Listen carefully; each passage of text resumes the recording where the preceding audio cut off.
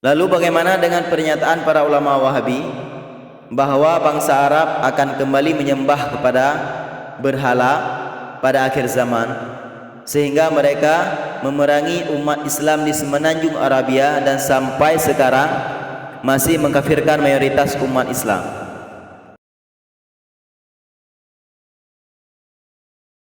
Keutamaan yang kedua tentang umat Islam yaitu umat yang aman dari kesyirikan.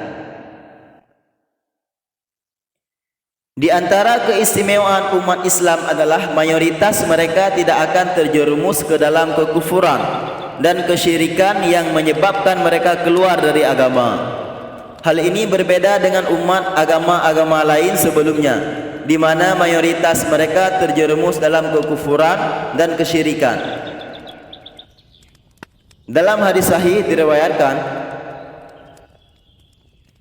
an Uqbah bin Amir radhiyallahu anna an-nabiyya sallallahu alaihi wasallam qala inni faratukum wa ana syahidun alaikum inni wallahi anzuru ila haudhi al-an wa inni qad u'titu khazaina mafatihil ardh wa inni wallahi ma akhafu ba'di an tusyriku walakin akhafu an tanafasu fiha. Hadis ini dari Uqbah bin Amir radhiyallahu an, Nabi bersabda, sesungguhnya aku akan mendahului kalian dan aku menjadi saksi bagi kalian. Demi Allah, baru saja aku melihat haudku, yaitu Danau Al-Kautsar. Aku benar-benar diberikan kunci-kunci bumi. Sesungguhnya demi Allah, aku tidak takut kalian akan mempersekutukan Allah sepeninggalku, tetapi aku takut kalian akan saling memerangi karena kekayaan bumi ini. Ini hadis yaitu hadis sahih riwayat Ahmad dan Al-Bukhari dan Muslim, yaitu memberikan beberapa pesan kepada kita. Pertama, Rasulullah SAW akan mendahului umatnya ke telaga untuk menyiapkan dan menunjukkan air telaga itu kepada umatnya. Kedua, telaga Rasulullah SAW saat ini telah ada dan beliau telah melihatnya. Ketiga, Rasulullah SAW menggambarkan bahwa umatnya akan menguasai kekayaan dunia. Janji ini menjadi kenyataan, di mana sepeninggal beliau umat Islam menguasai Romawi, Persia beserta kekayaan alamnya. Itu saat Amirul Mukminin Umar bin Khattab.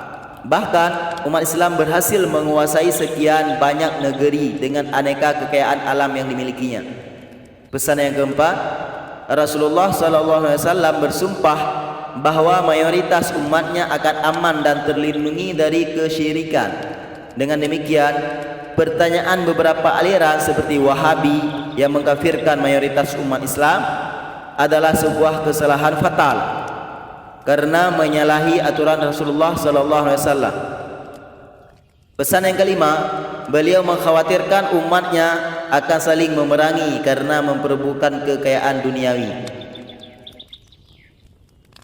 Dalam hadis lain juga an Abi Hurairah anin Nabi qala sa'altu rabbi ummati arba'a khisalin fa'atani thalasan wa mana'ani wahidatan sa'altuhu alla takfur ummati wahidatan fa'ataniha wa sa'altuhu alla yudhira alaihim uduwan min ghairihim fa'ataniha wa sa'altuhu alla yu'azibahum bima uziba bihil umam min qablikum fa'ataniha wa sa'altuhu ala yaj'ala ba'sahum bainahum famana'aniha.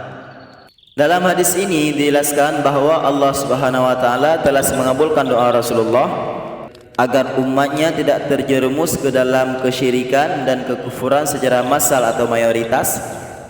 Berarti mayoritas umat Islam terjaga dari kufur berkah doa Rasulullah. Karena demikian, kita sangat menyayangkan terhadap aliran-aliran di luar Ahlussunnah wal Jamaah seperti Wahabi, Syiah, Mu'tazilah, Khawarij dan lain-lain yang mengkafirkan mayoritas umat Islam di luar golongannya. Lalu bagaimana dengan pernyataan para ulama Wahabi bahwa bangsa Arab akan kembali menyembah kepada berhala pada akhir zaman, sehingga mereka memerangi umat Islam di semenanjung Arabia dan sampai sekarang masih mengkafirkan mayoritas umat Islam. Pandangan kaum Wahabi tersebut merupakan pandangan gagal paham yang berangkat dari kesalahan dalam memahami hadis. Dalam hadis-hadis sahih dijelaskan bahwa penyembahan berhala di kalangan masyarakat Arab akan terjadi menjelang hari kiamat setelah Allah mencabut ruh seluruh kaum beriman, sebagaimana dalam beberapa riwayat hadis yang berikut ini, yaitu an Aisyah radhiyallahu anha qalat sami'tu Rasulullah sallallahu alaihi wasallam yaqulu la yadhhabul laila wan nahar hatta tu'badal lat wal uzza faqultu ya Rasulullah in kuntu adannu hina adallallah walladhi arsala rasulahu bil huda wa dinil haqqi liyudhhirahu 'ala ad-dini kullihi walau karihal musyrikun inna dhalika tam qala innahu sayaquluna min dhalika ma syaa Allah thumma yab'atullahu rihan tayyibatan fatawaffa kulla man fi qalbihi mithqal habbatin khardalin min imanin fayabqa man la khaira fihi farji'una ila dini abaihim.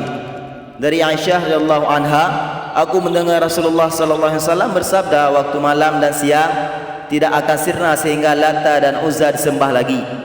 Lalu aku berkata, wahai Rasulullah, aku mengira bahwa setelah Allah menurunkan ayat, Dialah yang telah mengutus Rasulnya dengan membawa petunjuk Al-Quran dan agama yang benar untuk dimenangkannya atas segala agama, walaupun orang-orang musyrikin tidak menyukainya, bahwa agama tersebut benar-benar sempurna. Maka beliau bersabda kembali, sesungguhnya dari demikian itu akan terjadi apa yang dikehendaki Allah. Kemudian Allah mengirim angin yang harum yang akan mencabut setiap orang yang di hatinya terdapat keimanan seperti biji khardal. Lalu akan tersisa orang-orang yang tidak memiliki kebaikan.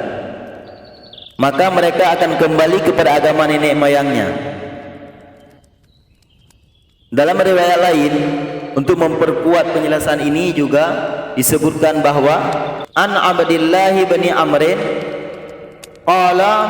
qala Rasulullah sallallahu alaihi wasallam yakhrujud dajjalu fi ummati fayamkusu arba'ina la adri arba'ina yawman aw arba'ina syahran aw arba'in a'aman fayab'asullahu Isa bin Maryam ka'annahu Urwatu bin Mas'ud fayatlubuhu fayuhlikuhu thumma yamkuthun nas sab'a sinina laisa bainasnaini adawatun summa yursilullah aja wa jalla rihan baridatan min qibali syam fala yabqa ala wajhil ard ahadun fi qablihi mithqalun dzarratin fi khairi aw imani illa qabadasuhu hatta law anna ahadakum dakhala fi kabidin jabalin la dakhalasu alaihi hatta taqbidahu qala sami'tuha min Rasulillah sallallahu alaihi wasallam qala fayabqa shirarun nasi fi khiffati at-tayr wa ahlami sibai la ya'rifuna ma'rufa wa la yunkiruna munkara fayatamathalu lahum syaitan fayaqulu ala tastajibuna fayaquluna fama ta'muruna fayamuruhum bi'ibadatil awthan. Ini dari riwayat Abdullah bin Amr radhiyallahu an, Rasulullah sallallahu alaihi wasallam bersabda, Dajjal akan muncul di tengah-tengah umatku, lalu ia akan tinggal bersama mereka selama 40. Aku tidak tahu apakah itu 40 hari, 40 bulan atau 40 tahun. Lalu Allah Subhanahu wa taala mengutus Isa bin Maryam alaihi salatu wassalam. Ia menjadi dajjal dan membinasakannya. Kemudian Mesias hidup selama 7 tahun. tidak ada pertikaian di antara dua anak manusia. Kemudian Allah Subhanahu wa taala menghembuskan angin dingin yang datang dari arah negeri Syam. Tidak ada seorang pun yang di dalam hatinya terdapat sebiji sawi kebaikan atau keimanan, kecuali angin itu pasti akan mengambil nyawanya. Hingga jika ada di antara mereka yang bersembunyi di perut gunung, niscaya angin itu akan mendatangi mereka hingga mencabut nyawanya. Lalu Abdullah berkata, dari Rasulullah sallallahu alaihi wasallam, kemudian tinggallah manusia-manusia yang jahat, yang selalu bersegera dalam melakukan kejahatan. Mereka tidak mengenal kebajikan dan tidak mengingkari kemungkaran. Kemudian syaitan menampakkan dirinya dan menyeru, "Mahukah kalian menerima ajaranku?" Mereka menjawab, "Apa perintahmu kepada kami?" Maka ia menyuruh mereka menyembah berhala-berhala. Ini hadis riwayat Muslim. Dua hadis ini memberikan penjelasan bahwa penyembahan berhala di semenanjung Arabia akan terjadi ketika dunia menjelang kiamat, setelah Nabi Isa alaihissalatu wassalam wafat dan seluruh orang yang beriman dicabut ruhnya oleh Allah Subhanahu wa taala. Karena itu dua hadis ini membantah terhadap ijtihad menyimpang para ulama-ulama Wahabi bahwa umat Islam telah banyak yang menyembah berhala menjelang lahirnya aliran Wahabi ini dan berdirinya kerajaan Arab Saudi. Hadis-hadis tersebut justru menegaskan bahwa penyembahan berhala di kalangan bangsa Arab akan terjadi setelah meninggalnya semua kaum beriman menjelang hari kiamat dan setelah turunnya Nabi Isa alaihissalam.